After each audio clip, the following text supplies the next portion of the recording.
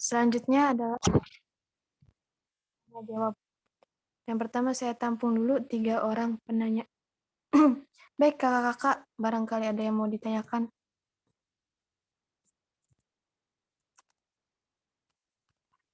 Saya persilahkan.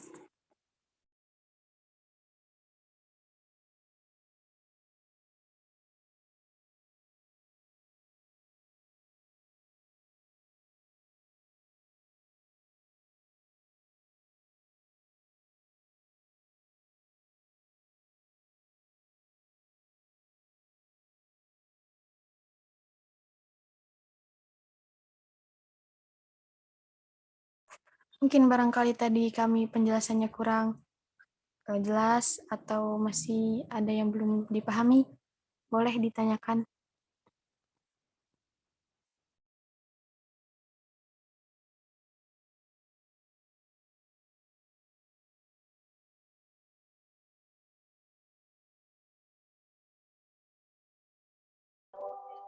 Assalamualaikum Kak. Waalaikumsalam. Saya Siti Ranjaipi izin bertanya. Tadi kan ada ya Kak, itu bisa dijelaskan kayak menghias masjid itu disebut bid'ah makruhah.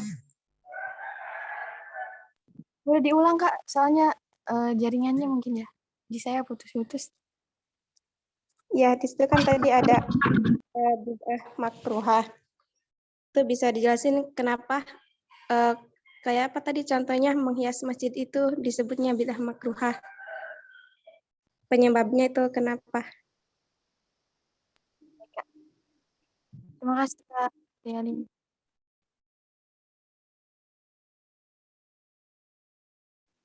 Assalamualaikum Kak, izin bertanya. Salam. Ya, saya Cindy Nabila dari Tangerang, izin bertanya. Tadi terkait yang materi ada di makalah itu kan ada yang tentang bid'ah ibadah ya. Nah, bisa dicontohin atau dijelasin lagi nggak gitu ya? Jadi kalau misalkan bid'ah ibadah itu ibadah, dia tuh beribadah tapi nggak sesuai syariat gitu. Nah itu seperti apa gitu Kak contohnya? Ya, itu aja. Makasih Kak.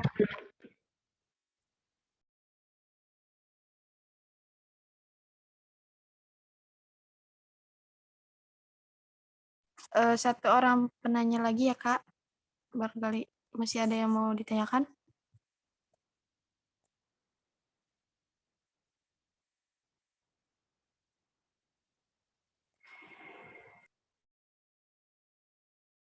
Oh ya, ini ada di chat ya Kak.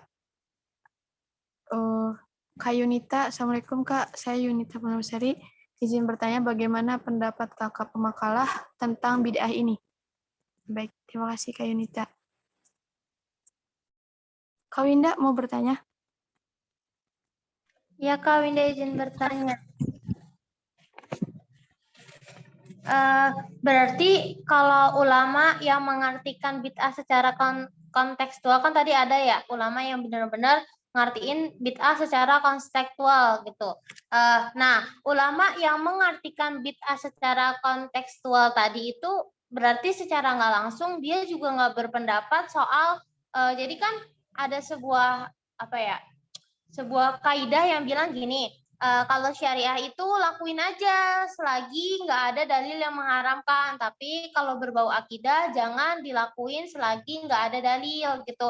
Nah berarti kalau yang ulama yang mengartikan bid'ah secara kontekstual itu secara nggak langsung dia juga nggak pro dengan kaidah yang tadi aku sebutin gitu. Begitu benar nggak sih Kak? Terima kasih. Winda masih bingung soalnya. Baik Kak, terima kasih. Tadi kaidahnya apa Kak? Di sini. Mohon maaf.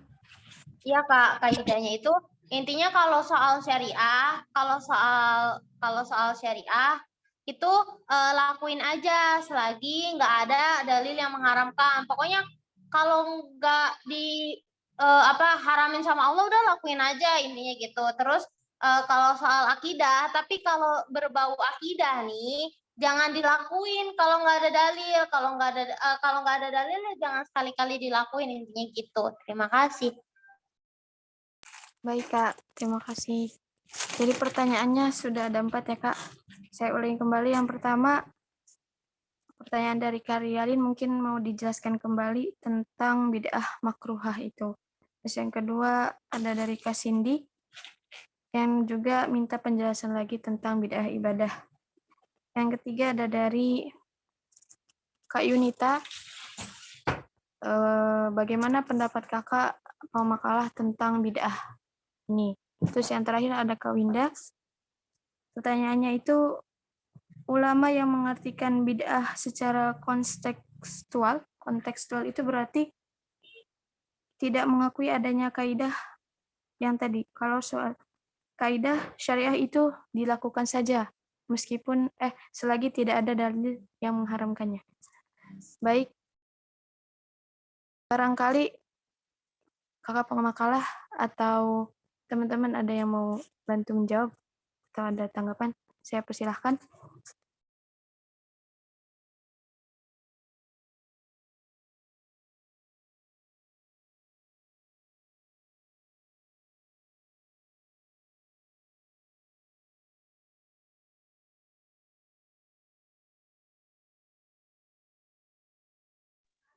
Kak Nisrina,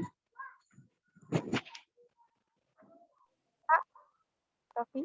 saya mau mencoba menjawab pertanyaan dari Kak Rialin tadi ya.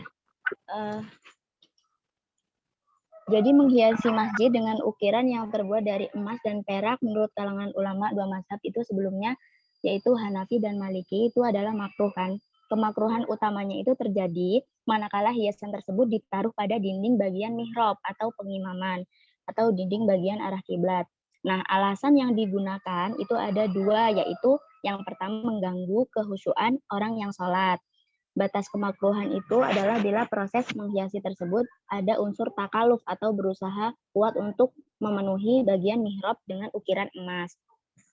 Nah, alasan kemakruhan itu adalah tindakan mengukir dinding dengan emas itu kan adalah bagian dari perbuatan menyia-nyiakan harta, sehingga mentasarufkan harta tersebut ke pihak lain yang lebih membutuhkan dianggap sebagai yang utama dari mengukir itu sendiri. Mungkin begitu kakak-kakak yang lain bisa menambahkan.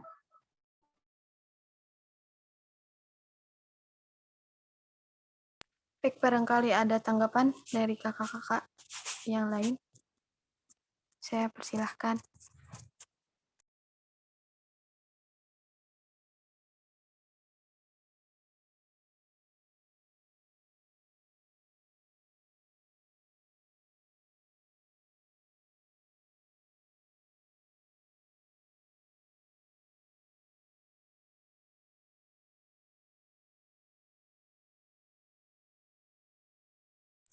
Baik Kak, saya izin mencoba jawab yang pertanyaannya Kak Cindy tadi. Yang tentang bid'ah fil ibadah ya Kak ya. Jadi kan bid'ah itu dalam Islam itu ada dua, ada bid'ah qauliyah i'tiqadiyah dan ada bid'ah fil ibadah. Nah, Kak Cindy tadi menanyakan bahwasanya contohnya itu bagaimana gitu ya. Contohnya itu seperti misalnya nih Kak, kita beribadah kepada Allah. Nah, kita lagi sholat. Lalu dalam pikiran kita ketika sholat, kita berpikir tentang Allah yang tidak-tidak. Misalnya, oh Allah itu, kita sholat terus kita berpikir bahwasanya Allah itu mempunyai tangan. Allah itu sedang duduk di atas kita atau apa saja yang bertentangan dengan syariat kita. Nah, itu termasuk bid'ah dalam bentuk ibadah. Di salah satunya. Seperti itu, Kak. Atau baik kakak-kakak yang mau memberi tambahan atau mengkoreksi, saya persilahkan.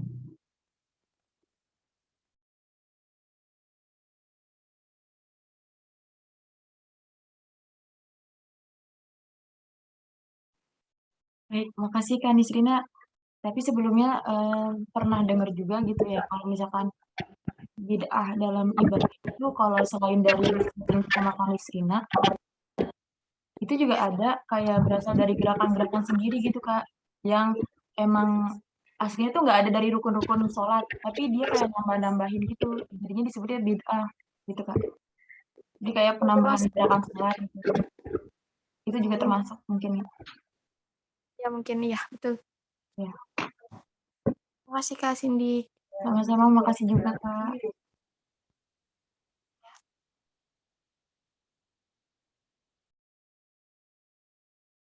Pertanyaan yang belum terjawab berarti pertanyaannya Kak Winda sama Kak Yunita ya.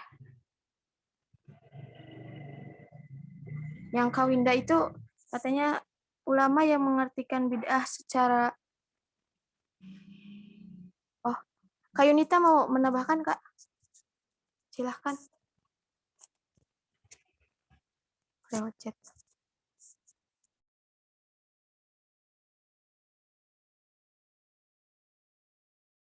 Bolehkah nanti disampaikan di chat saja? Ya, nanti saya bacakan. Pertanyaan Kak Winda, ulama yang mengartikan bid'ah secara kontekstual itu berarti tidak mengakui adanya kaidah bahwasanya kalau soal syariah itu lakukan saja, begitu ya. Meskipun selagi tidak ada dalil yang mengharamkan. Begitu ya Kak Winda? Itu bagaimana Kak? Iya, Kak. Ya, kasih. Barangkali ada kakak-kakak yang punya tanggapan. Saya persilahkan. Assalamualaikum Kak Nisrina. Iya Kak Hamidah.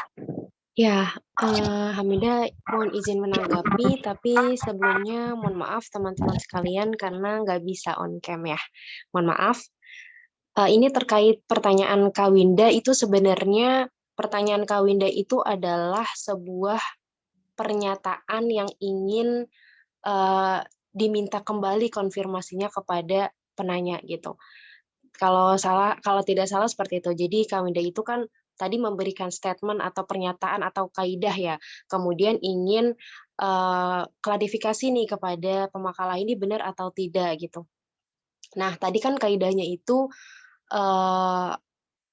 perihal syariah itu apabila tidak ada yang mengharamkannya maka boleh dilakukan, tetapi berbeda dengan apabila berkaitan dengan akidah seperti itu.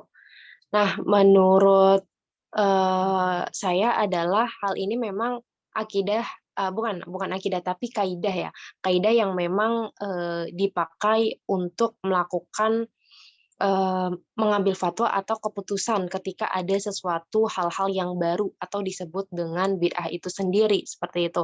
Jadi memang bid'ah itu tidak diperkenankan untuk hal-hal yang berkenaan dengan akidah itu sendiri gitu. Semisal ada ajaran baru nih, ada doktrin baru bahwasanya ada Rasul setelah Nabi Muhammad dan lain sebagainya, atau mungkin bahwasanya Allah Subhanahu Wa Taala itu memiliki anak dan lain sebagainya. Ini kan doktrin dan lain sebagainya ya, seperti itu yang memang berkenaan dengan akidah. Nah, ini tidak dibenarkan. Tetapi kalau memang dari segi pelaksanaan syariat dan lain sebagainya, jika memang tidak diharamkan dan mungkin pada dasarnya itu memberi kemaslahatan kepada umat, memberikan banyak maslahat daripada mafsadatnya, maka inilah yang bisa digunakan atau yang dikualifikasikan sebagai bid'ah hasanah. Meskipun mungkin bid'ah hasanah itu ada beberapa golongan yang tidak menerima, tetapi setahu saya ya memang bid'ah hasanah inilah yang mungkin tadi dimaksudkan kepada yang syariah tadi gitu. Jadi meskipun sesuatu itu baru tetapi tidak ada yang mengharamkannya, maka boleh saja dilakukan selagi tidak bertolak belakang ya dengan nas atau Al-Quran dan Sunnah. Jadi sepemahaman saya sih seperti itu. Jadi mungkin kalau tadi Kak Winda menanyakan perihal benar gak sih kalau misalkan ulama itu menggunakan kaidah seperti itu, ya memang seperti itu. Cuma tadi saya jabarkan kembali seperti itu. Jadi sesuatu yang baru ini kita lihat lagi sumbernya kita lihat lagi sesuai nggak sama Al-Quran, terus kemudian kita lihat lagi mafsadatnya, maslahatnya, dan lain sebagainya. Seperti itu mungkin Kak Winda dan teman-teman boleh ditanggapi kalau memang ada argumen lain. Baik, terima kasih Kak Mida.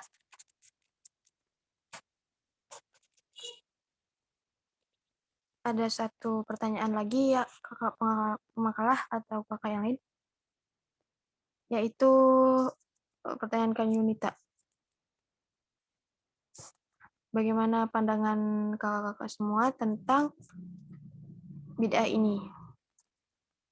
Barangkali kakak-kakak ada yang punya tanggapan dan pendapat, saya persilahkan. Sebelumnya saya akan membacakan terlebih dahulu tambahan dari Kak Yunita terkait bid'ah ibadah. Kalau menurut Kak Yunita itu bid'ah ibadah itu seperti menyangkut ibadah kepada Allah. Salah satunya sholat. Misalkan sholat birrul walidain. Mayoritas umat Islam tidak mengetahui, tapi sebagian ada yang mengetahuinya dan mereka mengamalkannya. Seperti itu. Jadi menurut Kak Yunita, bid'ah ibadah itu ya seperti menyangkut ibadah, mungkin bid'ah yang berkaitan dengan ibadah kepada Allah. Nah, salah satunya itu sholat. Misalkan sholat birrul walidain. Birrul walidain. Terus mayoritas umat Islam tidak mengetahui, tapi sebagian ada yang mengetahuinya dan mereka mengamalkannya. Seperti itu, Kak.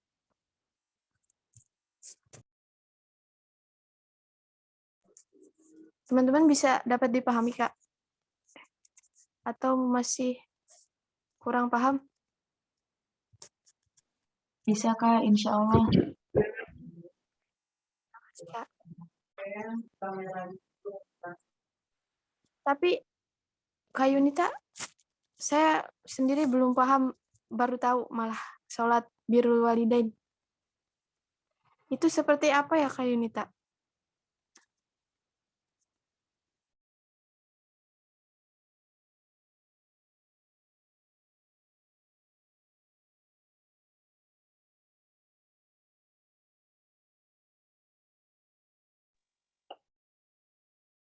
Baik Kak Yunita, katanya lewat chat. Ini sholat birrul walidain apa nih Yunita? Coba dijelasin sayang.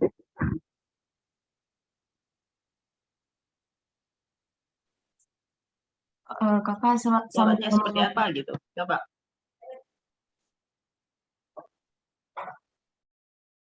mungkin sambil menunggu jawaban dari Kak Yunita, masih bisa izin bertanya nggak Kak kira-kira? Boleh, boleh Kak. Izin bertanya.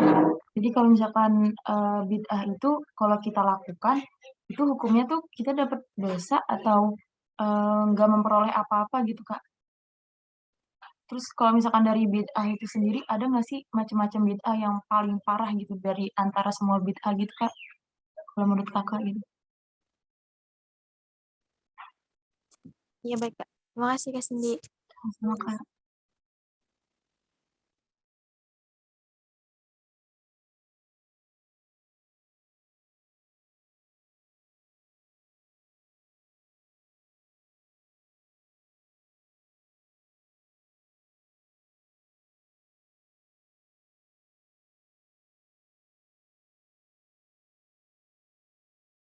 Baik kakak-kakak makalah atau kakak-kakak lain, ada yang mencoba menjawab?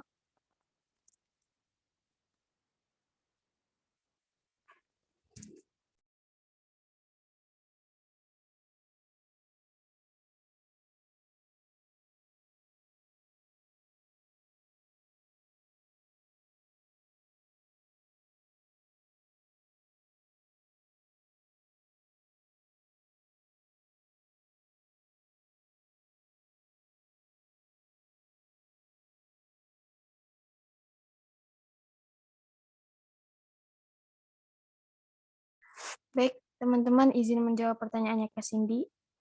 Bahwasanya katanya, jadi kita lihat terlebih dahulu. Bid'ahnya kan bid'ah itu terbagi menjadi dua, kalau menurut saya ya. Karena saya mengikuti pendapat yang Imam Syafi'i yang mengatakan bahwasanya bid'ah itu ada dua. Yang pertama ada bid'ah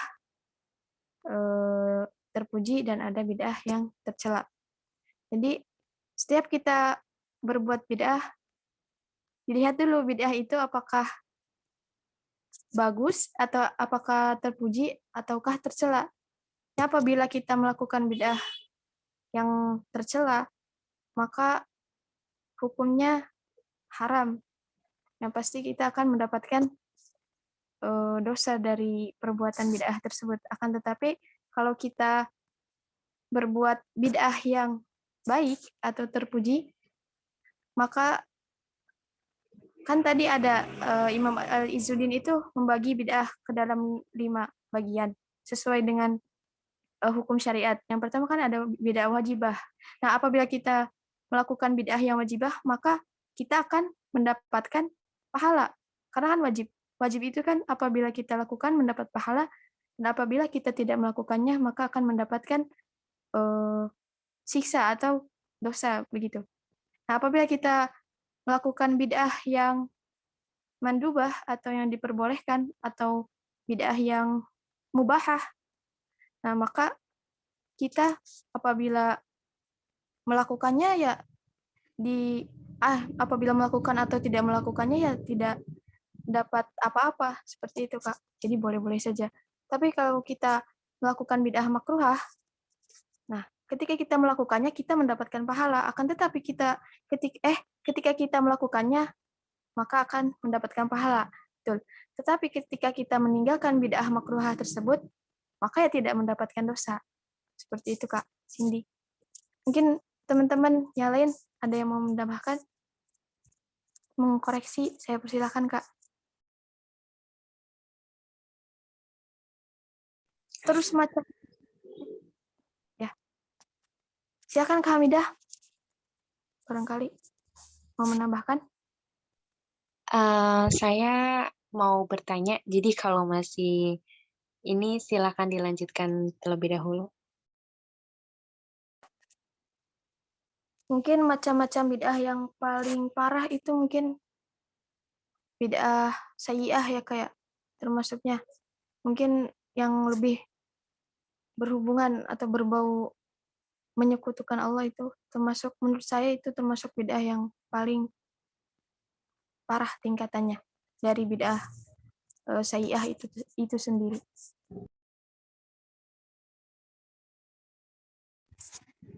Baik, mungkin itu menurut saya, tetapi apabila mungkin pasti ada kekurangan atau kesalahan yang saya sampaikan, boleh dikoreksi oleh teman-teman semua.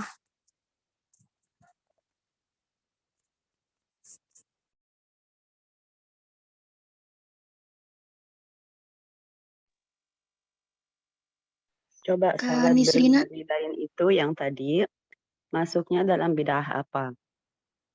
Terus cara sholatnya itu seperti apa?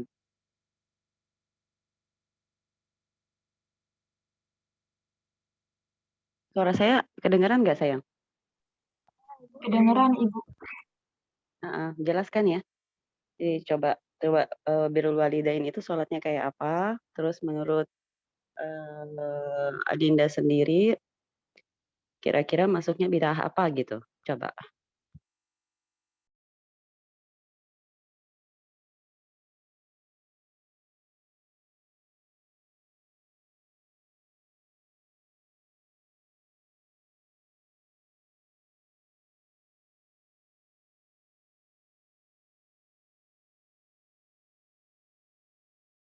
Mungkin tadi Kak Yunita ya yang menjelaskan tentang birrul walidain.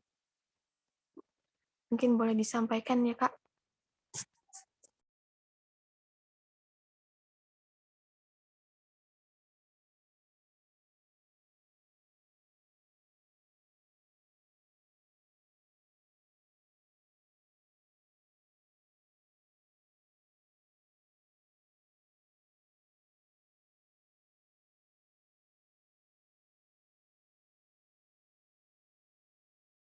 Kak Andita tadi mau menambahkan, Kak? Boleh, Kak. Silahkan.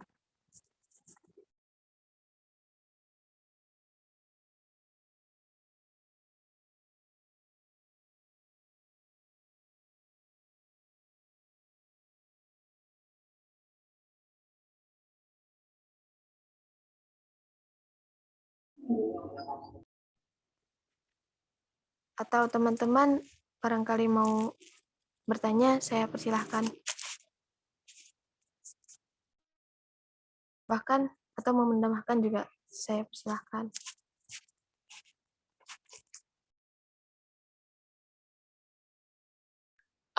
Assalamualaikum Kak Nisrina Waalaikumsalam, Kak. dan teman-teman. Ya, berhubung karena Kak Yunita belum menanggapi terkait sholat birrul walidain, Hamidah mungkin mohon izin menerangkan dari salah satu sumber ya, teman-teman. Jadi ini salah satu sumbernya Hamidah dapetin dari website NU Online. Jadi semoga valid ya, mudah-mudahan. Jadi untuk sholat sunnah itu kan terdiri dari dua ya. Jadi sholat sunnah rawatib dan sholat sunnah muakkad. Nah kalau mungkin Hamidah ingatkan kembali, kalau sholat sunnah rawatib itu kan adalah sholat sunnah yang mengiringi sholat fardu. Ya seperti sholat badiah, qobliyah gitu. Kemudian kalau sholat sunnah muakkadah itu kan ya seperti sholat tahajud, tahiyatul masjid, sholat duha gitu, sholat witir yang memang tidak mengiringi sholat fardu. Nah kemudian karena memang agama agama Islam itu kan masuk kepada atau adat gitu ya. Jadi maka dari itu, dari agama Islam itu pun karena memang membumi di Indonesia ini, di Nusantara, maka banyaknya masuk praktik-praktik ibadah yang lokal. Seperti itu. Salah satunya apa? Seperti yang mungkin kita sering dengar adalah sholat sunnah yang bernuansa lokal seperti sunnah Rebo Wekasan, terus sholat sunnah nisfu Sya'ban, dan salah satunya itu sholat sunnah birrul walidain. Jadi sholat sunnah birrul walidain ini menurut sumber yang Hamidah baca itu adalah masuk kepada kategori sholat sholat sunnah muakkadah yang diambil dari dari nuansa-nuansa lokal lah seperti itu, yang kemudian pada akhirnya diklasifikasikan kepada sholat sunnah muakkadah gitu. Tetapi ini nggak bisa dikaitkan dengan sholat sunnah yang mengiringi fardu ya atau rawatib. Jadi dimasukkan itu kepada sholat sunnah muakkadah. Nah kemudian menanggapi hal ini adalah dengan cara tabayun. Karena pada dasarnya sholat sunnah yang bernuansa lokal tadi ya atau sholat sunnah muakkadah itu dilakukan pada waktu tertentu saja gitu. Waktu tertentu, kemudian pada hajat tertentu dan lain sebagainya. Seperti itu. Jadi praktiknya itu memang ada seperti Rebo Wekasan, dan ini itu lahir dari Nusantara. Kemudian dilakukan itu juga pada waktu tertentu, berhubung dengan hajat seseorang. Kalau kita lihat dari birrul walidain itu sendiri, mungkin boleh dikoreksi teman-teman. Birrul walidain itu ini kepada orang tua ya, sebagai salah satu khidmah kita kepada orang tua. Mungkin boleh dikoreksi teman-teman. Nah kemudian mungkin atas hal ini menjadi yang menjadi landasan sholat tersebut. Seperti itu. Mungkin boleh ada yang menanggapi atau mungkin dari Kak Yunita langsung boleh diluruskan. Assalamualaikum Kak. Izin menambahkan sedikit terkait ini tadi yang sholat birrul walidain ya. Ini juga sempat searching kan dari situsnya konsultasisyariah.com. Jadi di sini ada yang bertanya Kak ceritanya. Jadi pertanyaannya itu, saya punya masalah ibadah. Saya khawatir bila ibadah saya ini terperosok ke dalam kebid'ahan. Di antaranya adalah tentang sholat birrul walidain. Tentang status sholat tersebut, adakah dalil yang menguatkannya atau tidak gitu kan. Terus jawabannya itu, Salat salat itu kan merupakan ibadah yang tidak dapat ditegaskan kecuali berdasarkan dalil yang sahih. Sepanjang ilmu yang kami ketahui tidak ada dalil yang menunjukkan tentang disyariatnya salat birrul walidain. Sekalipun birrul walidain atau berbakti kepada kedua orang tua termasuk perintah wajib dalam agama gitu kan. Terus ternyata di sini tuh ada dalilnya Kak, dalil hadisnya itu berbunyi nahnu inda Rasulillah sallallahu alaihi wasallam idh ja'ahu rajulun min nabi salamah faqala ya Rasulullah hal baqiya min birri abawai aburruhuma bihi inda mautihima qala na'am as-salatu alaihima wal istighfaru lahuma wa infadhu in ahdihima min ba'dihima wasilaturahim allati la tusalu ila bihima wa ikramu sadiqaihima. Terus artinya itu tak kalah dari Abu Usaid Malik bin Robi'ah As-Sa'idi, dia berkata, tak kalah kami sedang duduk bersama Rasulullah, tiba-tiba datanglah seorang laki-laki dari Bani Salamah. Seraya dia berkata, wahai Rasulullah, adakah kebaikan yang dapat saya lakukan untuk kedua orang tua saya yang setelah keduanya meninggal dunia? Terus beliau menjawab, ya, sholat untuk keduanya, mintakanlah ampun untuk keduanya, menunaikan janji keduanya, menyambung tali persaudaraan keduanya, dan memuliakan handai taulan kedua orang tuanya. Itu tuh ternyata dari hadis tersebut itu hadisnya hadis doif atau lemah gitu kan. Terus jawaban yang keduanya, anggapan bahwa hadis ini sahih, padahal tidak, maka hadis ini tetap tidak dapat dijadikan hujah tentang disyariatnya sholat birrul walidain. Karena makna as-sholatu alaihima, tadi kan di makna hadis itu kan ada tulisan as-sholatu alaihimanya kan. Dalam hadis ini, maksud as-sholatu itu adalah doa, Kak. Jadi bukan sholat, tapi artinya doa gitu. Sebagaimana ditafsirkan dalam riwayat Imam Bukhari, dalam Adabul Mufrad nomor 35 dengan lafal ad-du'a lahuma. Jadi artinya mendoakan keduanya, jadi bukan sholat untuk kedua orang tua gitu Kak. Terus tapi di sini juga ada dari Syekh Syaraful Haq Abadi dalam Aunul Ma'bud Syarah Sunan Abu Daud menjelaskan makna sholat dalam hadis di atas, maksudnya adalah mendoakan keduanya, termasuk diantaranya adalah sholat jenazah. Ternyata itu jadi makna sholat di situ ya bukan sholat gitu Kak, tapi ada yang bilang untuk mendoakannya, ada juga yang bilang sholatnya itu sholat jenazah untuk kedua orang tuanya. Hebat Cindy, bravo. Tepuk tangan semua untuk Cindy.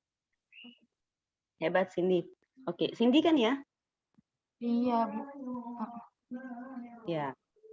Jadi dalam bahasa Arab itu kan ditulis di hadis doifnya itu, walaupun berbeda pendapat, as-salatu alaihima.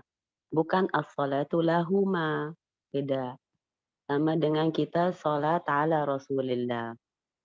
Artinya kita menyapa Rasul. Nah, menyapa juga orang tua kita. Itu takwil dari hadis yang doif tadi. Kemudian diangkat derajat hadis itu menjadi, bukan derajat hadisnya menjadi sahih ya, bukan. Tapi dimasukkan dalam golongan fadailul amal yang kemudian dipraktikkan oleh banyak banyak ahli-ahli tasawuf yang kemudian mengamalkan itu. Termasuk diantaranya para ulama-ulama kita di Indonesia, apalagi khususnya daerah-daerah yang banyak mengamalkan tasawuf seperti itu, yang kemudian menganggap bahwa sholat di sini adalah memang kita sholat sebagaimana kita sholat dan menghadiahkannya kepada orang tua, atau namanya sholat birrul walidain, dan banyak sholat macam-macam yang lain. Alasan mereka itu adalah sholat diperuntukkan untuk segala sesuatu. Nah, itu. Jadi bukan saja sholat 5 waktu aja, tapi sholat untuk apapun bisa.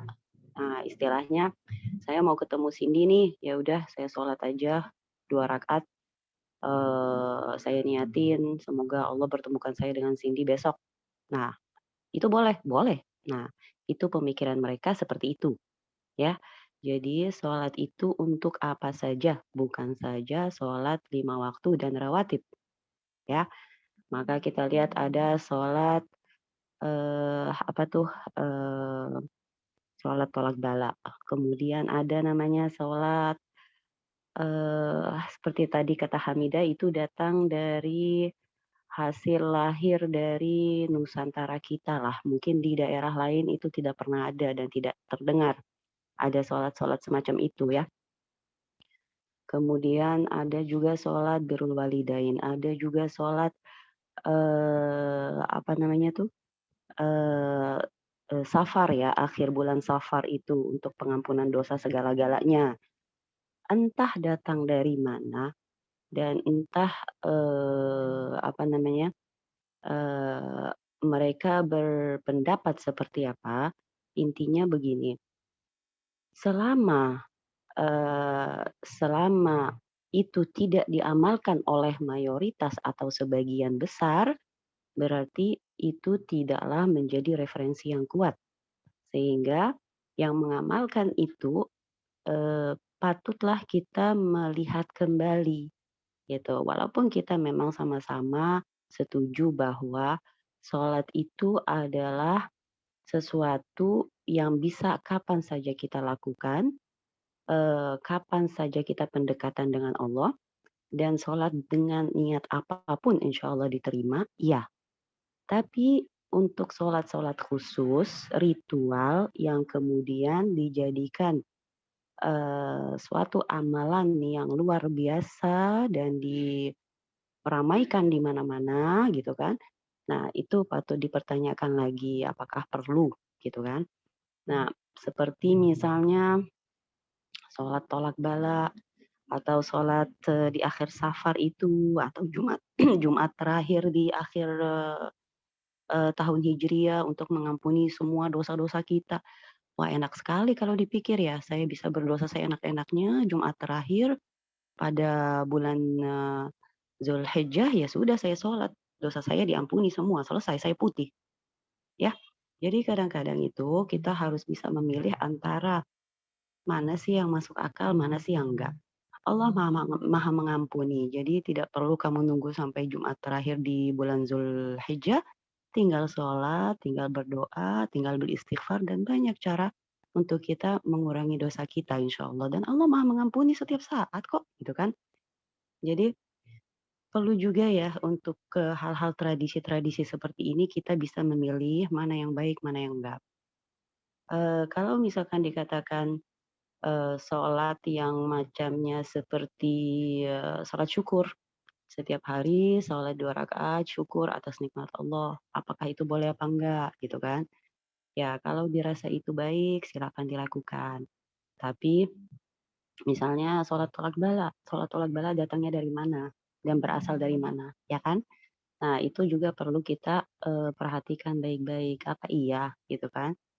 Terus sholat apalagi yang di safar, terus banyak macam sholat yang kita bisa temukan di Indonesia yang lahir dari kultur dan budaya serta akidah yang berbeda, kemudian oleh para ulama diluruskan daripada masuk ke syirik, diluruskan menjadi akidah Islam atau menjadi salah satu ritual dalam ibadah orang Islam saat itu. Dan sehingga saat ini masih berkembang, namun disayangkan perkembangannya itu menjalar menjadi suatu budaya dan keharusan apabila tidak dilakukan mungkin kita dianggap orang sesat. Nah itu itu masuk dalam ranah apa ya, ranah kecetekan ilmu mungkin ya. Nah, tugas kalian nanti untuk benar-benar bisa memilih mana yang bisa dijadikan sebagai amalan yang baik, bisa dijadikan sebagai amalan yang patut dijauhi, apalagi dari keramaian. Jadi banyak kita lihat misalnya di safar, di masjid-masjid, sholat tolak bala, sholat tolak bala. Apa ini? Memang Allah sudah pasti akan menurunkan bala. Dalam doa, dalam hadis-hadis sahih, nggak ada seperti itu. Yang ada selama kamu berdoa, beristighfar, bala itu nggak akan turun dari langit. Ya kan? Jadi nggak ada safar untuk harus kita menunggu sholat tolak bala, seakan-akan Allah sudah siap menurunkan bala di atas kita. Tidak. Jadi selama kita itu husnuzon sama Allah, Allah akan memberi yang terbaik gitu. Tapi kalau kita udah siap-siap dengan yang terburuk, ya udah siap aja, gitu kan? Nah, kehendak Allah tetap akan berlaku. Itu kira-kira. Terima kasih Cindy, kamu bagus sekali ngambil referensi seperti itu. Hebat kamu sayang. Lanjutkan, Dek.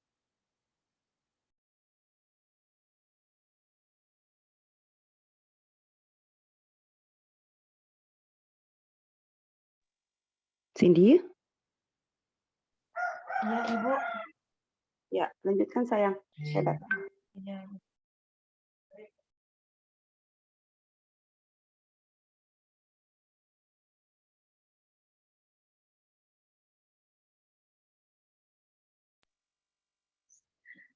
Kakak Pemakala mau izin bertanya dong, masih boleh nggak ya?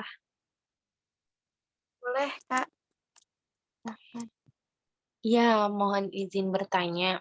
Kalau kita ngelihat fenomena sekarang eh,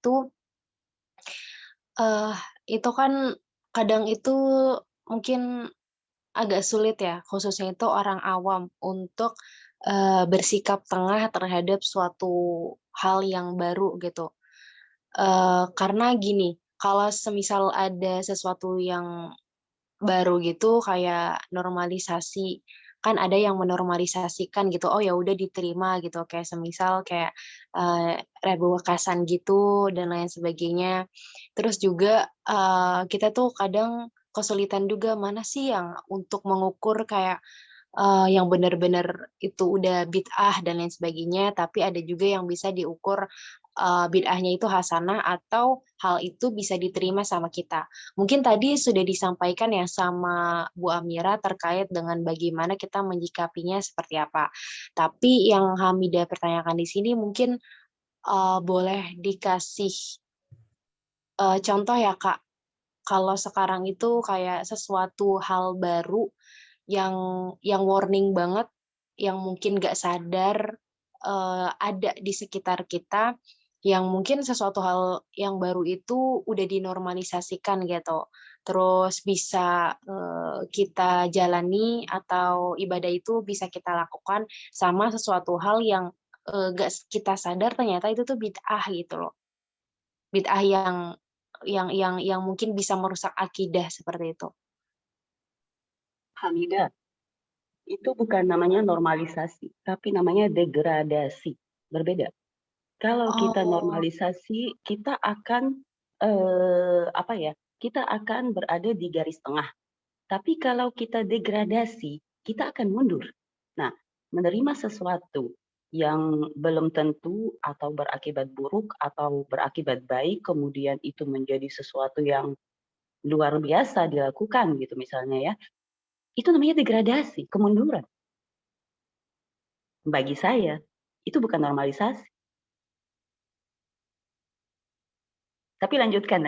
Kamu pinter pertanyaannya.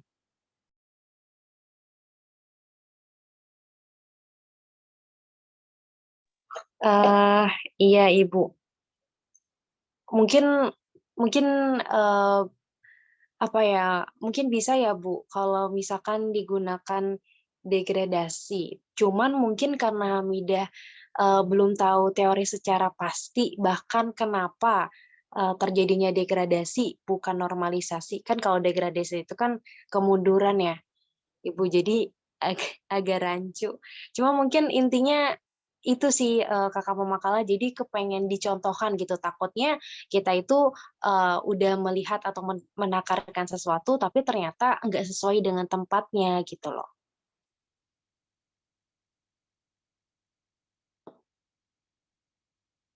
Ya, baik, Kak. Terima kasih, Kak Hamidah. Jadi, Kakak Pemakala, teman-teman pertanyaannya adalah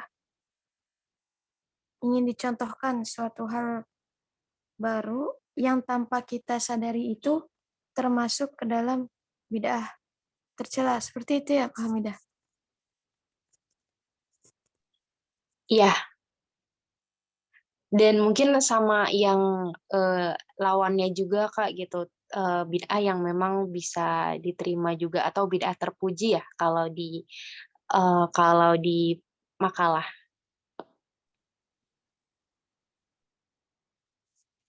Baik, bagi kakak pemakalah atau teman-teman, ada yang mau menanggapi? Saya silahkan.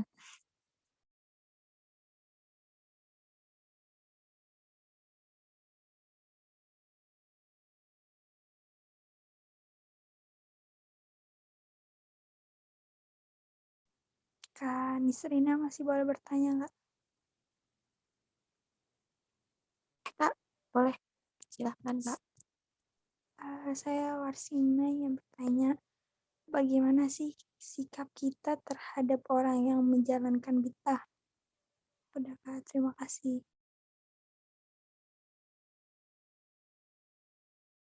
Sikap kita, bagaimana sikap kita terhadap orang yang melakukan bid'ah? Begitu ya, Kak? Iya, Mungkin bid'ah yang jelek ya, yang tercela. Yang itu, Kak. iya Kak. Ya, baik Kak Warsina, terima kasih.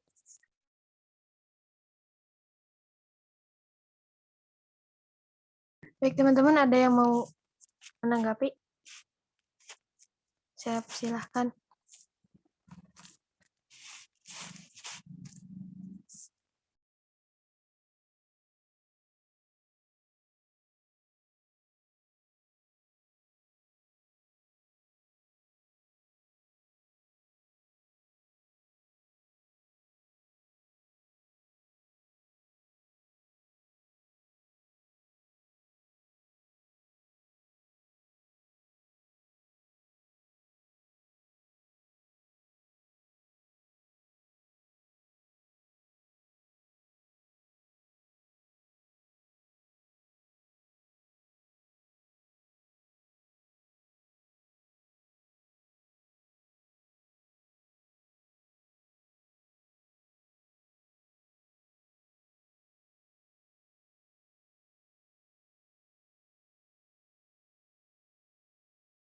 Baik, saya ulangi kembali pertanyaannya dari Kak Hamidah.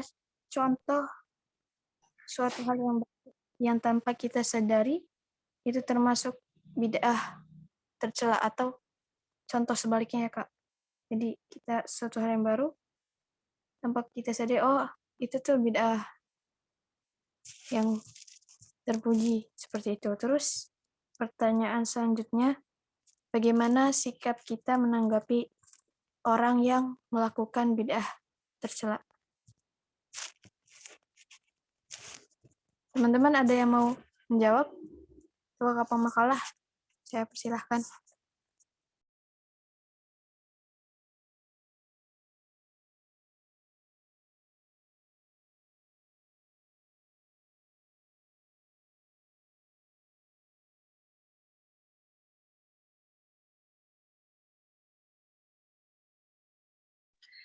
Bagaimana teman-teman, ada yang ingin menanggapi atau tidak pertanyaan dari Hamidah? Karena kalau nggak ada yang menanggapi, Hamidah baru baca-baca juga, mungkin bisa Hamidah berargumentasi juga nih atas pertanyaan tadi. Mohon izin ya, kakak moderator. Boleh Kak, silakan. Baik, di sini Hamidah baru memperhatikan dari makalah, ini ada pendapat dari Izzuddin Abdissalam yang membagi bid'ah itu menjadi 5 bagian, yang sesuai dengan al-ahkam al-syari'iyah al-khamsah. Nah, di antaranya itu adalah bid'ah wajibah dan bid'ah muharramah. Yang mana ketika kita mendengar wajibah atau bid'ah yang dikatakan wajib, maka itu sesuatu yang memang patut untuk kita lakukan seperti itu. Kemudian ketika kita melihat bid'ah muharramah, kita melihat di sini ada kata haram, berarti sesuatu itu haram untuk dilakukan. Nah, ternyata ketika kita melihat contoh-contohnya, di sini ada bid'ah wajibah. yaitu bid'ah yang diwajibkan. Contohnya ketika kita mempelajari ilmu nahwu, shorof, usul fiqh, dan lain sebagainya, atau bahkan kita ini sendiri mempelajari tafsir. Itu kan pada dasarnya suatu hal yang baru, tetapi ini memberikan kemaslahatan atau memberikan manfaat, terutama dalam tirakat kita dalam menuntut ilmu, seperti itu. Maka ini suatu hal yang kita nggak sadari gitu loh, ternyata. Satu hal ini nggak kita sadari, kita belajar fikih, shorof, nahwu, dan lain sebagainya, kita sibuk, susah banget malahan mempelajari hal ini, dan ternyata ini dikatakan materi yang sedang kita pelajari itu ternyata bid'ah. Bahkan di sini itu dikatakan oleh Izzu ad-Din bahwasanya bid'ah ini bid'ah yang wajib gitu, karena hal ini adalah beberapa komponen ilmu alat yang akan menunjang kita untuk memahami ayat-ayat Al-Quran. Seperti itu. Yang kemudian yang kedua adalah bid'ah muharramah, yaitu bid'ah yang diharamkan gitu, seperti mengikuti paham Qadariyah dan Jabariyah. Seperti kita ketahui, semisal paham Jabariyah. Jabariyah itu kan orang yang tok menerima nasib dari Allah Subhanahu wa taala. Nah, buat kita nih mungkin yang mageran, atau bahkan kita tuh punya asumsi bahwasanya ya udahlah rezeki dari Allah dan lain sebagainya. Nah, mungkin ini masuk ya. Ini menurut Hamidah ya, atas penafsiran Hamidah dari kualifikasi bid'ah muharramah ini, karena kan di sini pada intinya adalah mengikuti faham-faham yang mendekati Qadariyah, Jabariyah gitu. Berarti salah satunya ketika kita mengikuti paham Jabariyah adalah ketika kita percaya bahwa rezeki itu atau nasib itu benar-benar datangnya dari Allah Subhanahu wa taala aja, dan kita tidak bisa merubahnya, dan ini adalah sebuah pemahaman yang salah. Seperti itu. Dan mungkin ini tanpa kita sadari ya teman-teman. Ini kan seringkali kita temui di sekitar kita, dan ternyata ini dikualifikasikan sebagai bid'ah muharramah. Seperti itu. Itu aja sih mungkin pemahaman dari Hamidah menurut makalah yang disajikan. Mungkin mohon izin koreksiannya, dan teman-teman yang ingin menanggapi dipersilakan. Kakak, di sini saya izin menanggapi dari tadi pertanyaan yang Kak Hamidah gitu ya. Ada nggak sih contoh bid'ah masa kini gitu yang ternyata tanpa kita sadari kita pun pernah melaksanakan itu gitu. Izin menanggapi Kak Hamidah. Jadi kalau misalkan saya baca di sini kan ada nih oleh Syekh Dr. Sohlih bin Fauzan bin Abdullah Al-Fauzan. Beliau memaparkan, jadi di antaranya itu ada beberapa nih yang termasuk dalam bid'ah pada masa kini. Yang pertama itu ada perayaan bertepatan dengan kelahiran Nabi Shallallahu Alaihi Wasallam pada Rabiul Awal. Terus yang kedua itu ada tabaruk. Tabaruk itu mengambil berkah dari tempat-tempat tertentu, barang-barang peninggalan, dan dari orang-orang baik yang hidup ataupun yang sudah meninggal. Terus yang ketiga, ada bid'ah dalam hal ibadah dan takorub kepada Allah Subhanahu wa taala. Terus kalau misalkan yang dari perayaan bertepatan dengan kelahiran Nabi tersebut, itu merayakan kelahiran Nabi adalah bid'ah di sini dibilangnya, karena perayaan tersebut tidak ada dasarnya dalam kitab sunnah, juga dalam perbuatan salaf sohih dan para generasi-generasi pilihan terdahulu kan. Terus perayaan Maulid Nabi baru terjadi setelah abad ke-4 Hijriah. Jadi intinya perayaan tersebut tuh tidak dilakukan di zaman Nabi gitu, Kak. Tapi sebenarnya saya agak kurang agak kontra juga dari pemaparan di sini, soalnya intinya kan kalau kita melaksanakan merayakan kelahiran Nabi itu kan tujuannya untuk syukuran aja gitu ya, Kak. Untuk syukuran aja, untuk mengingat jasanya Nabi Muhammad SAW gitu kan. Cuman kalau misalkan di sini masalahnya itu karena tidak ada dicontohkan gitu di zaman dahulu gitu. Terus yang kedua itu kan tadi ada tabaruk. Terus kalau misalkan di sini dijelasinnya, tabaruk itu termasuk di antara bid'ah dengan mengharapkan berkah dari makhluk, karena gitu, Kak. Dan ini merupakan salah satu bentuk dari wasaniyah atau pengabdian terhadap makhluk dan juga dijadikan jaringan bisnis untuk mendapatkan uang dari orang awam gitu. Terus kalau misalkan yang bid'ah dalam hal ibadah dan takarub kepada Allah berkaitannya dengan ibadah kan, pada saat itu cukup banyak. Pada dasarnya ibadah itu bersifat tauqif atau terbatas pada ada atau tidak adanya dalil. Oleh karenanya tidak ada sesuatu yang disyariatkan dalam hal ibadah kecuali dengan dalil. Sesuatu yang tidak ada dalilnya termasuk kategori bid'ah gitu, Kak. Jadi di sini dijelasinnya ada contohnya ada 3 gitu, Kak. Bid'ah yang dilakukan pada masa-masa sekarang gitu. Sekian aja ya, Kak. Mungkin dari kakak-kakak ada yang mau menambahkan. Silahkan. Terima kasih. Iya, Kak Cindy, Hamidah izin menanggapi. Berarti itu pada intinya berarti bid'ah yang terpuji ya, Kak ya? Iya. Iya, betul, Kak. Terus berarti ini pada praktiknya adalah bid'ah yang memang udah sering ya, udah sering kita lakukan juga gitu. Apalagi kayak tabaruk itu kan tradisi-tradisi santri itu kan juga kental banget gitu. Dan sepertinya emang ini udah nggak ada perdebatan lagi sih, Kak Cindy ya.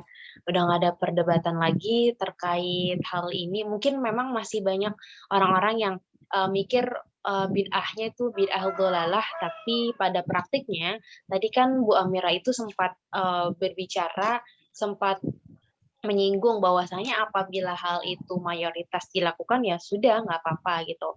Dan mayoritas memang di sekeliling kita pun melakukan hal tersebut, yakni tabarruk dan maulid Nabi ya.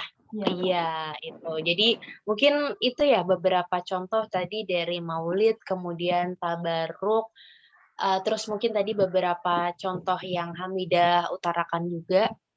Ya, mungkin itu sih beberapa contohnya. Terima kasih teman-teman. Mungkin boleh ada yang masih ingin menanggapi, silakan. Silahkan teman-teman yang mau menanggapi. Izin menanggapi pertanyaannya ke Warsina ya. Silakan, Kak. Ya, mohon izin.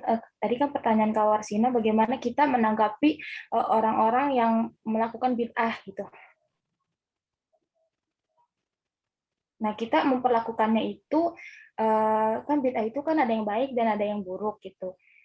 Nah, kalau misalnya bid'ah itu buruk yang dia kerjakan, maka kita mengajak dia gitu, mengajak kepada kebenaran dengan memberikan keterangan yang benar gitu, dan kalau bisa itu mengemukakan dalilnya gitu agar mereka itu paham gitu dan mengikuti kebenaran gitu, nggak mengikuti yang sesat gitu.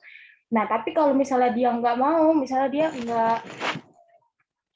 dia tidak mau menerima kebenaran itu, maka dalam Quran surat An'am ayat 108, janganlah kalian memaki sembahan-sembahan yang mereka sembah selain Allah, karena mereka nanti akan memaki Allah dengan melampaui batas tanpa pengetahuan. Jadi Allah itu kan dulu itu memerintahkan kepada Nabi dalam firman-Nya yang surat Al-An'am ayat 108 kayak gitu. Maksudnya kalau orang nggak menerima kebenaran, maka ya udah kita ingin aja, kita tinggalin gitu, kita jauhin.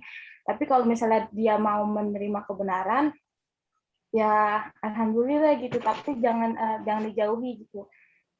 Tapi tergantung bid'ahnya. Kalau misalnya bid'ahnya menyebabkan kekafiran, maka kita wajib jauhi. Tapi kalau misalnya bid'ahnya nggak menyebabkan kayak kekafiran, maka kita nggak wajib menjauhi. Maksudnya kita ingin aja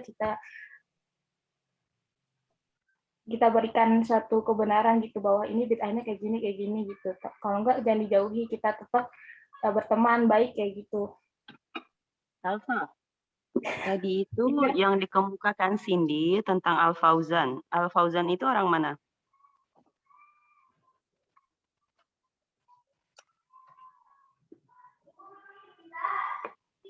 Cindy, Al-Fauzan orang mana, Cindy?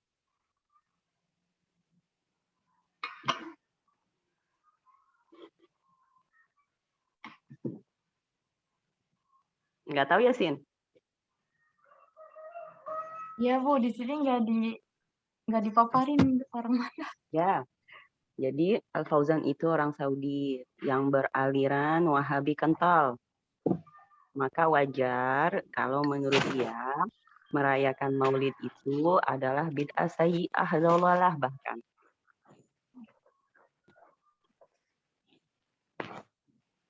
Karena kita tahu Wahabi itu kan lebih daripada Hambali. Mereka mengaku bahwa mazhab mereka Hambali, tapi dalam mazhab Hambali sendiri tidak seketat Wahabi.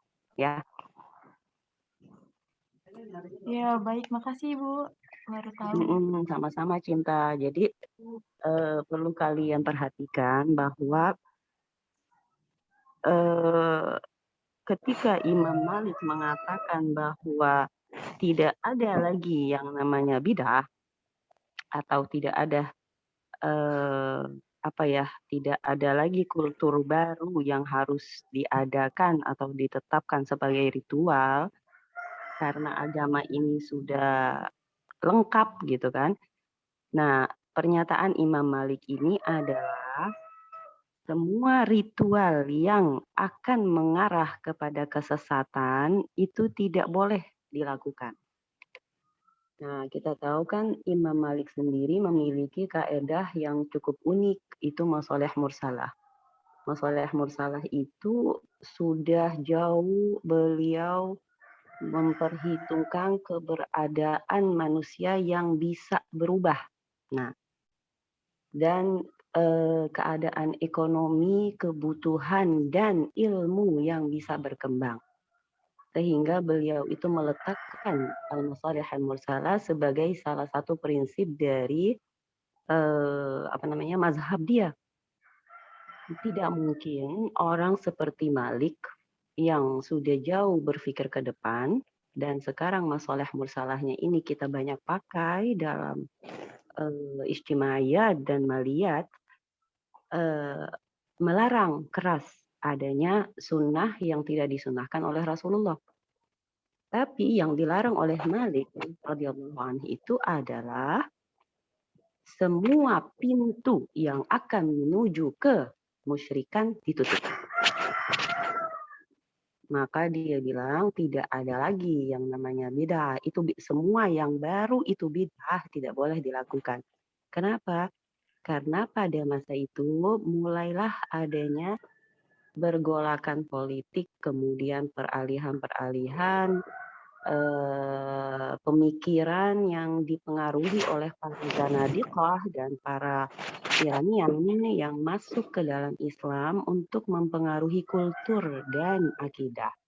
Sehingga beliau tutup pintu adanya kultur baru yang bisa merusak kemurnian akidah Islam. Ya. Jadi tidak serta-merta menutup pintu, tidak seperti itu. Nah, kemudian gini, kalau kita memperhatikan yang namanya bid'ah ya, tadi dicontohkan ada 5 dan di situ juga ada masuk wajib dan haram pun dimasukkan, gitu kan? Sebenarnya yang disebut bid'ah itu kan adalah kultur, sesuatu. Nah, sesuatu itu adalah apa sunnah, artinya kita biasa melakukan itu. Nah, di hadis lain itu kan man sannatul islami sunnatan hasanatan kana lahu ajruhu wa ajru man amila biha min ba'di, ya kan? Wa man sannatul islami sunnatan sayyi'atan kana alaihi wizruha wa wizru man amila biha min ba'di. Jadi apapun yang kita sunnahkan baik dalam hal ibadah, dalam hal sosial, dalam hal muamalah, semua yang kita sunnahkan atau kita berikan contoh atau kita berikan jalan, baik itu baik atau itu buruk, kita akan mendapat bagian dari pahala atau dosa di kemudian hari. Nah, itulah yang ditutup oleh Imam Malik. Jangan sampai adanya dosa karena kecetekan ilmu yang kemudian bisa terjadi. Apalagi dengan luasnya daerah Islam yang menghasilkan banyak sekali kultur budaya yang masuk baru dalam tubuh umat Islam saat itu, ya. Nah, kemudian kalau misalkan Cindy mengatakan Al-Fauzan, ya jelas. Kenapa? Karena Al-Fauzan itu penganut keras Wahabi, ya. Wahabi, Hambali Tulen, Hambalinya Hambali, mungkin Hambali sendiri tidak seperti itu, ya.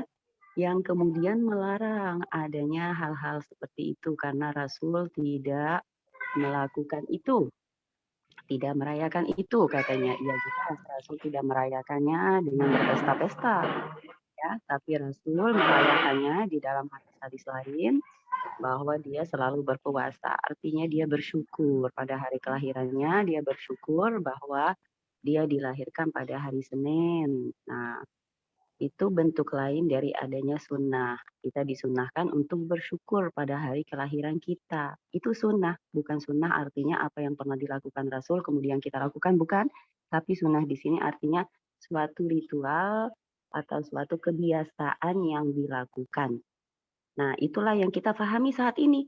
Bahwa di kita ini yang mayoritas Asy'ariyin, kita selalu merayakan itu sebagai bentuk bersyukur bahwa Allah telah mengirimkan akhirul anbiya sebagai khatim dari semua nabi yang kemudian menyempurnakan agama di dunia dan sebagai rahmat bagi kita. Itu bentuk kita bersyukur, maka kita merayakan. Nah, pemahaman yang berbeda inilah menghasilkan apa yang mereka sebut bid'ah dalalah dan apa yang kita sebut bid'ah hasanah.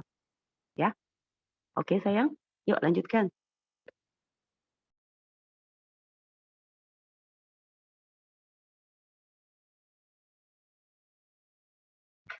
Silakan sayangku dilanjutkan. Kak Salsa, tambahannya sudah cukup atau mau? Sudah Kak. Mau izin bertanya boleh? Boleh, Kak. Berarti kayak kalau teknologi yang kita pakai kayak gini, kayak misalnya HP atau HP yang buat kebaikan gitu kan, kayak HP buat berdakwah kayak gitu kan, kayak media-media sosial atau kan kita pakai HP gitu, itu kan buat berdakwah. Nah itu bid'ah apa enggak gitu? Terus motor, mobil gitu, mikrofon atau pesawat dan lain-lainnya kayak teknologi itu bid'ah atau tidak gitu Kak? Baik, Kak Salsa, terima kasih.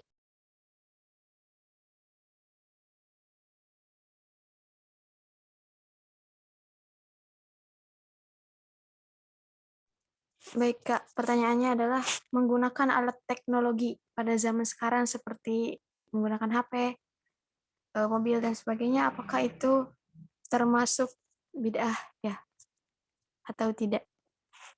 Baik, kepada pemakalah atau teman-teman, ada yang mau mencoba menjawab?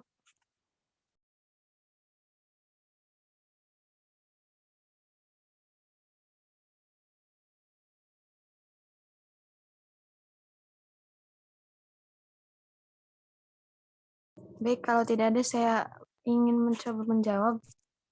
Ya, kita terlebih dahulu kita harus melihat ya Kak, apakah alat teknologi itu digunakan untuk apa? Misalnya HP itu digunakan untuk hal-hal yang berbau kebaikan, ya maka tidak disebut dengan bid'ah tercela, tetapi termasuk ke dalam bid'ah terpuji. Nah, sebaliknya ketika HP itu digunakan untuk hal yang tidak sesuai dengan ajaran agama kita, maka tidak diperbolehkan. Nah, termasuk bid'ah yang tercela. Menurut saya seperti itu. Mungkin teman-teman yang lain ada yang mau menambahkan, mengkoreksi? Saya persilahkan.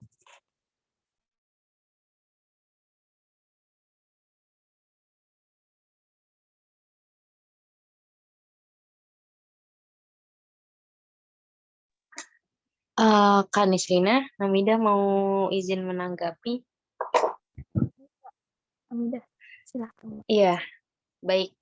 Sebenarnya kan kalau kita pahami itu salah satu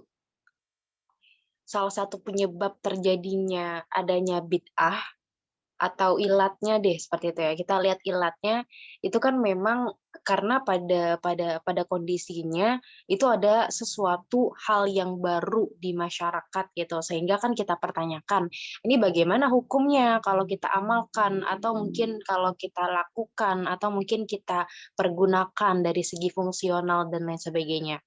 Sebenarnya kalau misalkan ditanya kayak,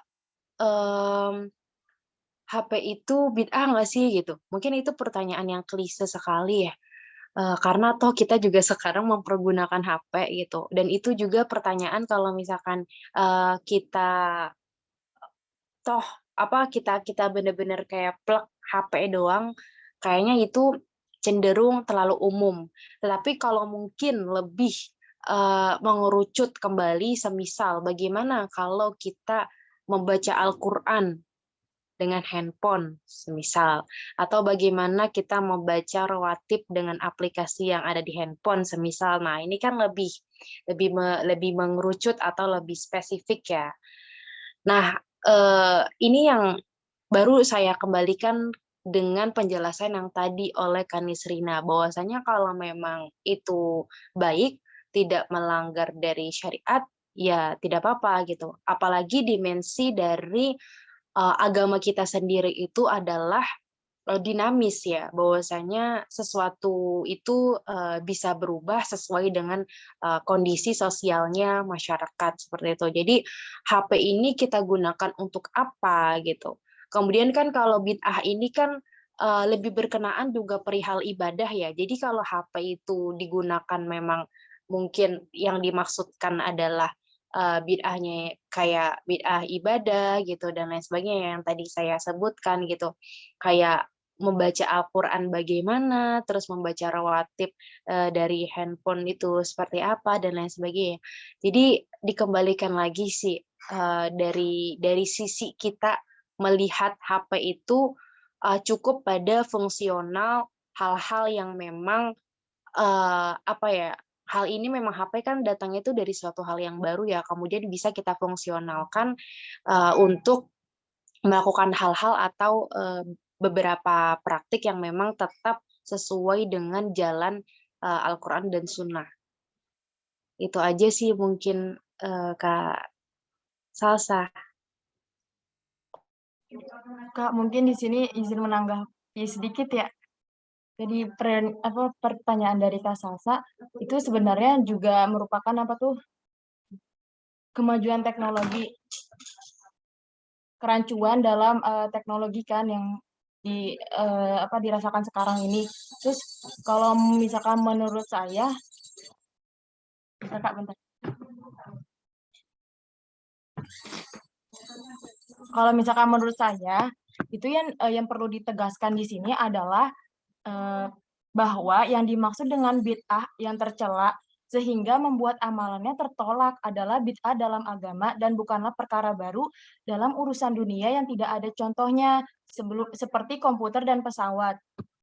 Jadi kalau menurut saya itu teknologi itu bukan termasuk dari bid'ah gitu. Kalau misalkan analoginya, kalau misalkan teknologi itu bid'ah, ya berarti harusnya kita sampai saat ini kita makanya onta aja dong, nggak usah pakai HP, nggak usah pakai komputer, nggak usah pakai segala macam teknologi gitu Kak. Itu kalau menurut saya, soalnya kan dibilangnya bid'ah gitu ya.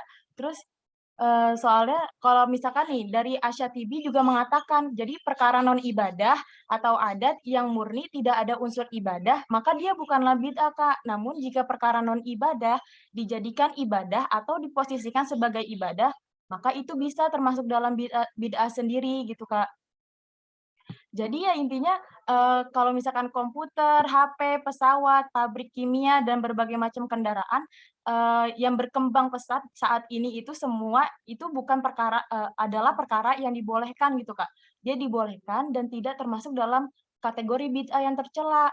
Kalau mau kita katakan bid'ah, itu hanyalah bid'ah secara bahasa, yaitu perkara baru yang belum ada contoh sebelumnya gitu. Jadi kalau kayak misalkan masalah teknologi sama urusan-urusan dunia gitu ya, mungkin bukan disebut bid'ah gitu Kak. Ya walaupun memang zaman dahulu belum ada gitu kan. Gitu. Itu Kak, menurut aku kayak gitu. Terima kasih Kak.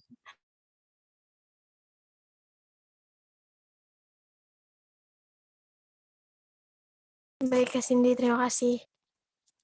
Ada teman-teman yang lain yang mau menanggapi? Saya persilahkan. Atau ada yang mau bertanya lagi, teman-teman?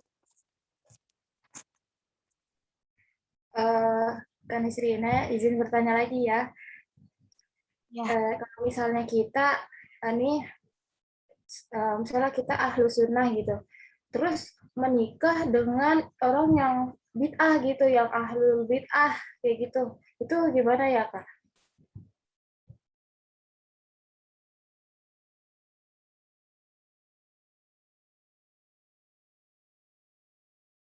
Baik, terima kasih Kak Salsa. Jadi pertanyaannya teman-teman, bagaimana tanggapannya ketika ada seseorang pria atau wanita menikah dengan ahlul bid'ah?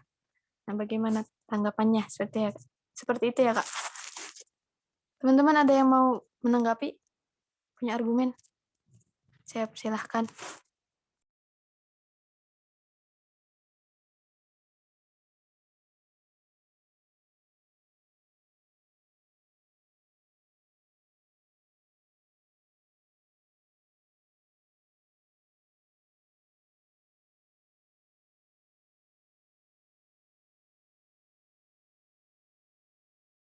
Baik, kalau tidak ada, saya ingin mencoba menjawab ya Kak. Bagaimana tanggapannya menikah dengan ahlul bid'ah? Menurut saya, ya setiap orang itu pasti mempunyai hak tersendiri untuk memilih siapa orang yang mau ia nikahi. Ya mungkin kalau misalnya seseorang tersebut mengerti, paham akan suatu ilmu atau tentang bid'ah dan sebagainya, ya pasti dia tidak akan mau memilih atau menikah dengan ahlul bid'ah. Seperti itu, Kak.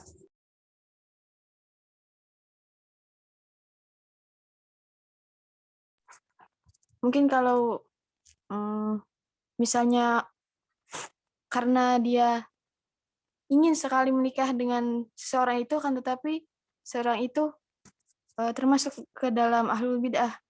Ya bisa saja terlebih dahulu kita berikan pengertian terlebih dahulu atau kita rubah seseorang tersebut, kan bisa dengan cara menasehatinya dengan pelan-pelan penuh kelembutan atau memberikan pemahaman terlebih dahulu tentang hukum-hukum agama supaya orang tersebut bisa terhindar dari bid'ah atau bisa berubah. Kan sifat seorang itu bisa berubah kapan saja. Itu menurut saya, Kak. Barangkali ada yang mau mengoreksi atau menanggapi, saya persilahkan, Kak.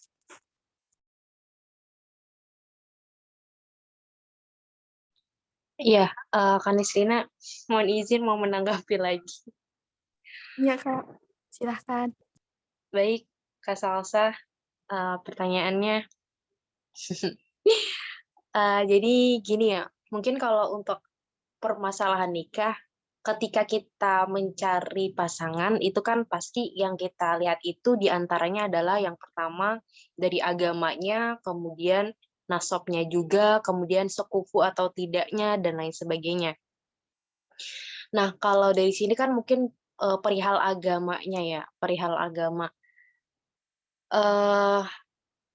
Kalau kita melihat realitasnya aja, terkait yang waktu itu kita pernah belajar menikah beda agama gitu dan lain sebagainya, atau menikah dengan berbeda mazhab aja itu agak sulit ya, karena mungkin nanti ada praktik ibadah yang berbeda, kemudian juga ada beberapa rukun yang berbeda, syarat sah yang berbeda, seperti itu. Seperti kita dengan Muhammadiyah mungkin berbedanya kunut ya, kemudian juga sentuhan sentuhan laki-laki dan perempuan yang mahram itu juga statusnya ada yang berbeda dan lain sebagainya, kayak gitu. Nah, sebenarnya itu tergantung dengan prinsip masing-masing juga ya, kalau seperti itu. Jadi kalau misalkan memang dia menikah dengan mungkin ahlul bid'ah, ya pada dasarnya mungkin bisa ya tadi dilakukan sesuai dengan Kak Nisrina katakan bahwasanya mungkin kalau memang ingin serius bisa dilakukan pembicaraan secara intens dan lain sebagainya tentang pengetahuan agama dan lain sebagainya.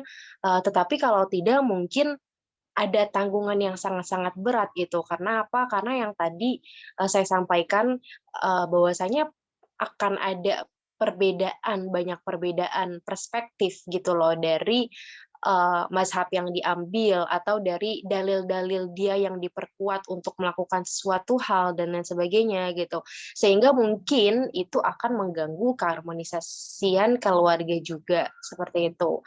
Jadi kalau bisa sih memang ya kita melihat kembali ya gitu dari agamanya seseorang karena memang agama itu kan sebagai pedoman hidup kita untuk melakukan suatu hal sehingga ketika pedoman hidup kita saja mungkin sudah berbeda apalagi ahlul bid'ahnya itu yang bid'ah dhalalah kemudian kita akan terjerumus kepada paham bahkan pelaksanaan ibadah yang keluar dari syariat gitu, maka itu akan menjerumuskan kita juga seperti itu. Jadi itu sih tanggapan saya Kak Salsa.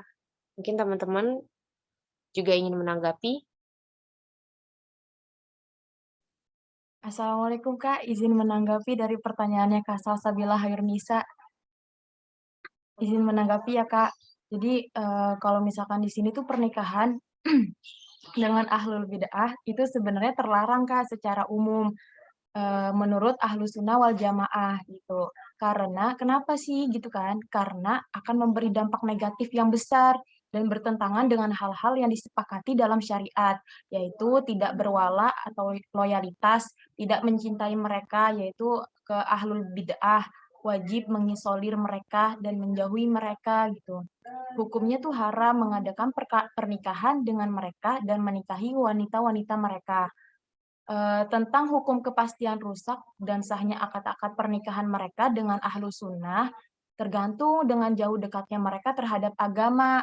Oleh karena itu, hukum terhadap mubtadi atau ahlul bid'ah, yaitu orang yang mengada-ngadakan atau menambahi dalam perkara agama yang tidak ada contoh dari Rasulullah Shallallahu Alaihi Wasallam yang telah sampai ke derajat kufur disebabkan karena kebid'ahannya tidaklah sama terhadap orang yang kebid'ahannya belum sampai ke derajat kufur, sebagaimana juga berbedanya hukum pernikahan mereka dengan wanita-wanita ahlu sunnah dan pernikahan ahlu sunnah dengan para wanita mereka itu sebagian keadaan.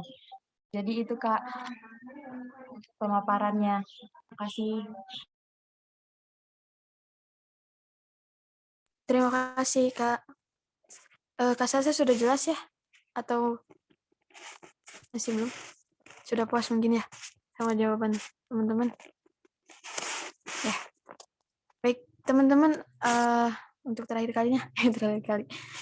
Ada yang mau bertanya lagi atau ada yang menanggapi? Sebelum kita tutup sesi tanya jawabnya.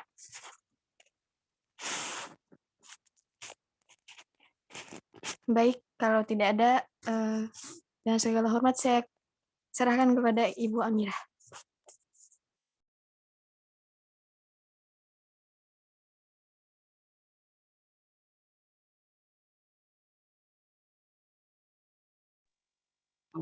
Apanya yang mau diserahkan ke saya? Penjelasan Ibu. Dan Ibu sudah hebat, sudah sangat menjelaskan. Ibu itu hanya sedikit meluruskan saja, sedikit buka pintu saja, tapi penjelasannya sudah sangat komprehensif. Ibu suka sekali penjelasannya. Nah, gini, daripada saya itu menjelaskan lagi, mungkin ada yang mau bertanya. Ada pertanyaan nggak? Ibu Wida izin bertanya. Ya, Win. Ya Ibu. Ibu, masailnya tentang bid'ah ini tuh bersinggungan sama usul fikih nggak sih Bu? Jadi kalau misalkan ya kalangan ulama yang ini tuh beliau nggak setuju dengan hukum-hukum yang kayak terus kayak syar'u man qobelana, terus kayak sat ad-dariyah. Makanya karena itu jadi berkolerasi gitu Bu. Jadinya dia juga karena yang permasalahan ini tuh nggak ada di Quran, nggak ada di hadis, tapi dia juga nggak ngambil dari hukum-hukum yang belum tentu disepakatin sama ulama-ulama tertentu gitu Bu. Jadinya aduh gimana ya, jadinya menurut dia bid'ah, tapi menurut ulama lain yang ulama itu ngambil hukumnya itu nggak cuma dari Quran dan hadis gitu, tapi ngambil hukumnya tuh juga dari hukum-hukum yang nggak disepakatin sama ulama, kayak misalkannya urf gitu-gitu Bu. Gitu ngaruh nggak Bu? Jadi pertanyaannya apa, Win? Udah bingung. Itu Ibu. Jadi ngaruh gak Bu yang tentang bid'ah ini sama ulama itu ngambil hukum di usul fikihnya Bu. Kan usul fikih itu satu, nggak berubah-ubah. Yang berubah itu kan ijtihadnya. Iya, ijtihadnya itu maksudnya. Ya, ijtihad itu bukan usul lagi, tapi masuk ke ranah fikih. Makanya kita namanya masail fikih, bukan masail usuliyah. Gimana ya Bu? Kita namanya masail usuliyah apa fikih ya? Masail fikih. Masail fikih. Iya, bukan masail usuliyah lagi. Usul itu satu, nggak berubah. Tidak berubah, udah. Usul itu adalah fondasi, referensi kita, fondasi kita dalam agama. Jadi tidak akan berubah. Yang berubah itu berkembang sesuai dengan otak masing-masing, daerah masing-masing, keilmuan masing-masing, referensi yang kemudian diambil masing-masing berbeda, dan kultur mempengaruhi besar.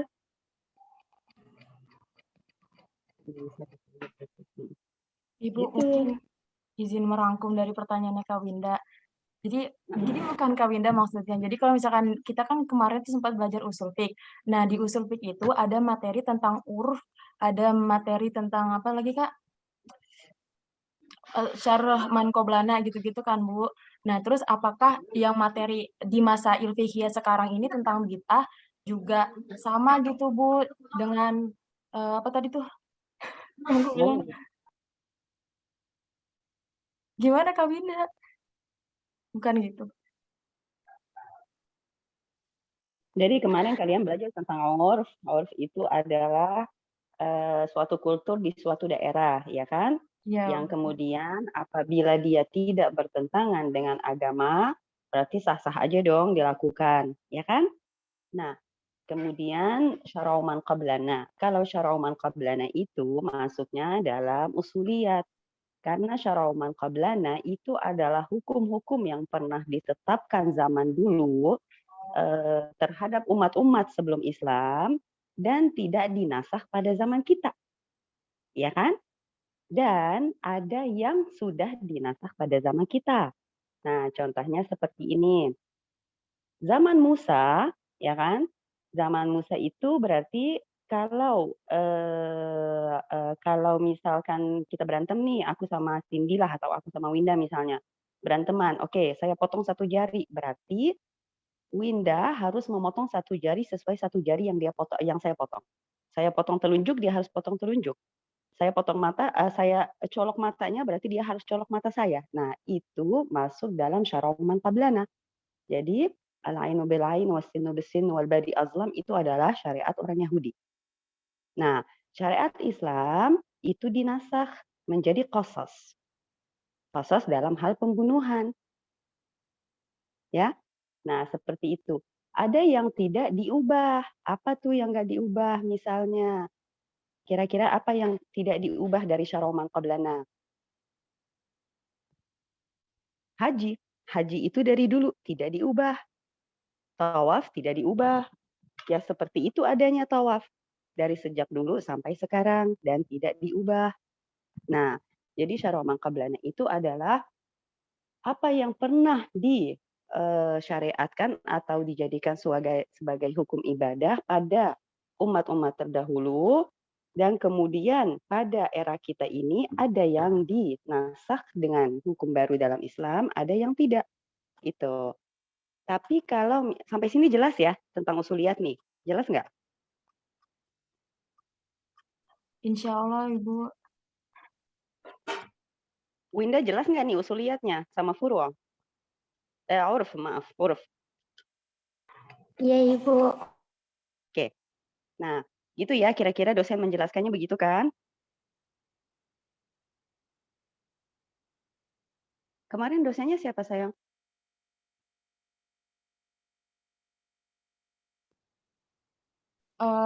Pak Sultan, Bu. Pak Sultan. Oke. Berarti Pak Sultan menjelaskan seperti itu kan kira-kiranya? Jadi uruf itu adalah sesuatu yang berlaku menjadi adat istiadat. Nah, kemudian ada uruf yang bertentangan, ada uruf yang tidak bertentangan. Nah, kita kembali misalnya ke masa Wali Songo dulu. Ketika mereka mau menyebarkan, mereka melihat animisme di sini sangat tinggi. Sehingga di daerah-daerah yang ada animismenya, ada sajian-sajian khusus untuk ke para arwah dan sebagainya. Nah, daripada sajian itu dibuang, mendingan dimakan. Kemudian daripada mereka baca-baca apalah nggak jelas, dijadikan sebagai tahlilan yang kita kenal saat ini, gitu kan? Nah, artinya huruf yang buruk ini bisa berubah menjadi sesuai dengan koridor Islam. Tapi huruf yang tidak sesuai, maka itu tidak boleh dijadikan salah satu ilat hukum. Karena huruf menjadi salah satu ilat hukum dalam mazhab. Ya. Nah, seperti itu. Tapi kalau misalnya kita bilang bidah, itu beda lagi deh. Bidah itu, asal kata bidah, itu kan artinya sesuatu yang baru. Ya kan? Seperti tadi siapa namanya kawannya, menjelaskan. Sesuatu yang baru. Sesuatu yang baru yang nggak pernah ada. Kenapa disebut itu bidah? Karena nggak pernah ada. Bada itu artinya apa? Berkreasi. Membuat sesuatu, berkreasi. Menciptakan sesuatu. Ya, nah itu bada, asal katanya dia telah berkreasi. Berkreasi itu apa sih? Berkreasi itu artinya pada zaman dulu tidak ada atau zaman Nabi. Makanya mereka kan suka hubungkan dengan zaman Nabi ya. Zaman Nabi itu tidak ada. Iya memang nggak ada. Terus sekarang ada. Iya sekarang ada. Tapi kemudian nama bidah itu menjadi slogan besar ya untuk semua hal, semua kultur, semua kebiasaan yang menjadikan kita mengarah kepada ibadah. Ya. Nah, kalau kita mau lebih simpel lagi, maka bidah itu tidak perlu dibesarkan payungnya. Tapi kita ganti nama bidah itu dengan sunnah. Sunnah bukan berarti sunnah Rasul, ya. Bukan berarti sunnah yang biasa dilakukan Rasul, bukan. Tapi sunnah artinya adat, kebiasaan, kultur, dan perkembangan. Karena sunnah itu kan adalah sesuatu yang biasa dilakukan. Itu arti dari sunnah. Ya kan? Nah, sunnah itu kan artinya saya biasanya setiap tidur harus mandi. Itu sunnahnya Bu Amirah. Artinya kebiasaan Bu Amirah. Masuk huruf enggak Bu? Iya masuk, Win. Dalam hal apa? Dalam hal apabila sunnah atau kultur itu bisa mengarah ke ibadah.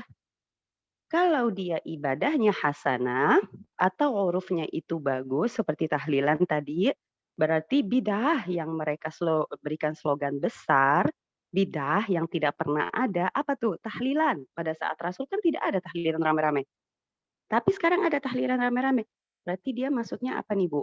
Nah, huruf mengatakan di Indonesia mereka sering tahlilan, sering baca yasinan beramai-ramai. Mungkin di tempat lain nggak ada.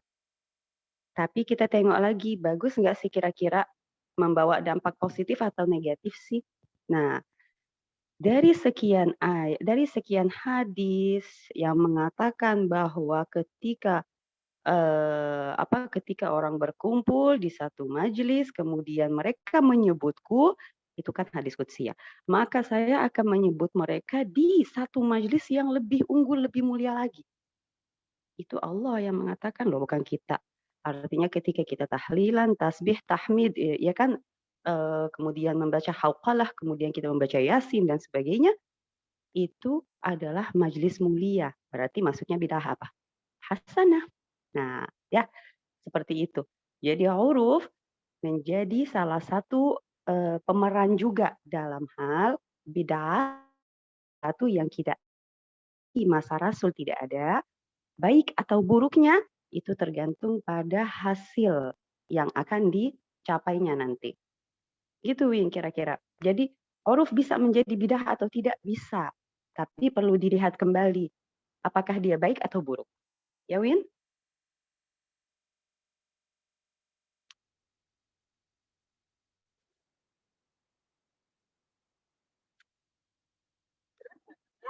Suaraku? Kedengeran Ibu. Kedengeran Bu? Oke, ada lagi yang mau tanya?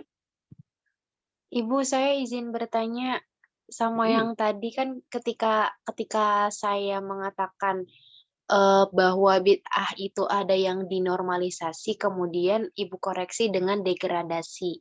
Nah, itu maksudnya gimana ya, Bu? Karena gini, kalau kita normalisasi apanya? Kalau misalkan yang dinormalisasi itu normalnya itu nggak ada. Ya kan? Normalnya zaman Rasulullah itu tidak ada. Memang tidak ada. Nah, kemudian ada bidah-bidah yang kemudian datang. Tapi alas tadi kita menyebutkan tentang adanya sholat bala, kemudian sholat sholat yang kemudian di Allah mengampuni segala dosa kita itu selama setahun dan sholat apa dan sebagainya. Nah, kira-kira bidah sholat yang tidak mu'tabar ini, ya kan? Dan hanya dilakukan di satu daerah saja, tidak di mayoritas, menjadi normal atau berdegradasi. Lebih mulia mana? Saya melakukan rawatib dan sholat yang jelas sudah ada.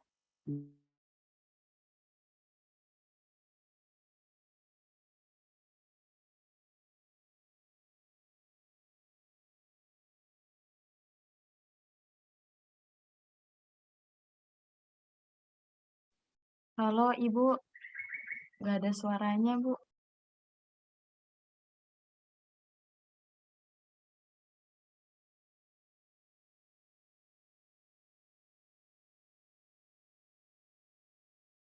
Kali. Oke. Nah, jadi yang namanya normalisasi itu saya melakukan hal yang normal, yang dulu ada. Nah, atau saya melakukan hal yang akan membawa dampak positif besar. Tapi kalau saya melakukan atau menerima hal